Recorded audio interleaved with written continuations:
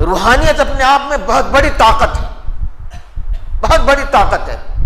روحانیت میرے بھائیوں انسانیت، شرافت، اخلاق، خدائی اخلاق، خدائی اخلاق یہ کھانے سے پیدا نہیں ہوتے، جسم کو موٹا کرنے سے پیدا نہیں ہوتے۔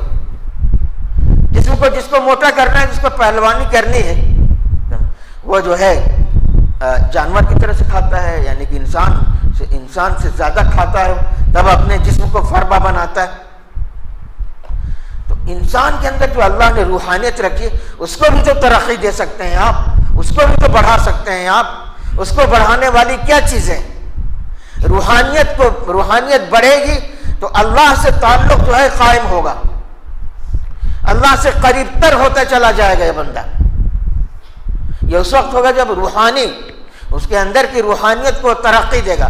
روحانیت کیسے پیدا ہوتی؟ روحانیت ہی کو ترقی دینے کے لیے اور روحانیت ہی پیدا کرنے کے لیے تو اللہ تبارک تعالیٰ نے انبیاء علیہ السلام کو بھیجا۔ میں نے کہا کہ وہ فیکٹریاں قائم کرنے نہیں آئے تھے، اگرچہ انہوں نے حضور صلی اللہ علیہ وسلم کا کمال یہ ہے، کہنے والے نے کہا اور لکھنے والوں نے لکھا کہ جب انسان چاند پہ اترا پہلی مرتبہ تو حضور صلی اللہ علیہ وسلم کی سیرت جھلملا رہی تھی۔ اس لیے یہ حضور صلی اللہ علیہ وسلم نے علم کو پہلی بار تاریخ میں علم کو کامن ویلتھ بنا دیا، ہر شخص پڑھے، برہمنوں کی طرح سے نہیں۔ یہ شودر جو ہے ان کی مذہبی کتاب کو ہاتھ نہیں لگا سکتا۔ اسلام میں ہر شخص کو تعلیم حاصل کرنے پہ زور دیا گیا۔ اس علم کو کامن ویلتھ بنا دینے کا نتیجہ تھا کہ انسان ترقی کرتا کرتا جو ہے وہ کہاں پہنچا؟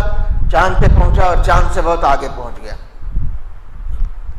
تو میں آپ سے بتا رہا ہوں یہ شریعت میں یہ جو احکامات ہیں، قرآن، سنت، حضور صلی اللہ علیہ وسلم کی سیرت، صحابہ کرام کی سیرت اور سمان حیات، یہ سب چیزیں کیا ہیں؟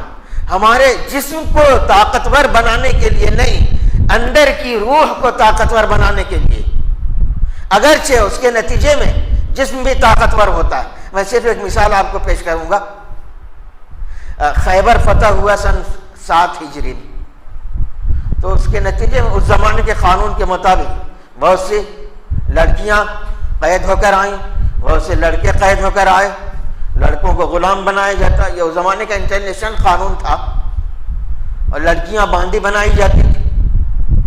تو جب یہ ہوا کہ حضور صلی اللہ علیہ وسلم نے باندیاں اور غلام تقسیم کرنا شروع کیا تو حضرت علی نے اپنی زوجہ مطہرہ حضرت فاطمہ سے کہا کہ تم بھی جا کے اپنے ابا سے ایک آدھ باندی مانگ لو، جو کام کرتے کرتے جو ہے تمہارے پیروں میں ہاتھوں میں نشان پڑ گئے۔ واقعہ آپ کو معلوم ہے، بیٹی باپ کی خدمت میں حاضر ہوئی، مجھے بھی کوئی باندی عطا کی جائے تاکہ میرے کام میں مددگار ہو، ثابت ہو۔ اللہ کے رسول صلی اللہ علیہ وسلم نے اپنی بیٹی سے کیا کہا؟ کہا بیٹی دیکھو، سونے سے پہلے تم بھی اور علی بھی وہ تسبیحات بتائیں، جس کو تسبیح فاطمی کہتے ہیں آپ، وہ تسبیحات بتائی، یعنی محاورے کی زبان استعمال کروں تو حضرت فاطمہ مانگنے گئیں باندی، اور حضور صلی اللہ علیہ وسلم فرمانے کہ سونے سے پہلے جو ہے یہ تسبیحات پڑھا کرو۔ اسی کو کہتے ہیں مارو گھٹنا پھوٹے آنکھ، یعنی کیا جوڑ ہے؟ مانگا کیا جا رہا ہے؟ باندی مانگی جا رہی ہے، نوکرانی مانگی جا رہی ہے تاکہ وہ ہمارے کام میں مددگار ہو۔ اور اللہ کے رسول صلی اللہ علیہ وسلم کیا فرما رہے ہیں؟ سونے سے پہلے یہ اذکار پڑھ لیا کرو۔ اس کا مطلب یہ ہوا کہ باندی کیوں چاہیے؟ اس لیے کہ کام کرتے کرتے تھک جاتی ہوں، میرا کوئی مددگار ہو، کام کرتے کرتے تھک جاتی ہوں، تنہا بوجھ بہت پڑتا ہے۔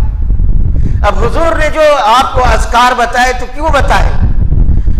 اس لیے کہ ان اذکار کے نتیجے میں جہاں تمہاری روحانیت ترقی کرے گی، تمہارا جسم بھی طاقتور ہوگا۔ روحانیت کے اثرات جسم پر بھی پڑتے ہیں۔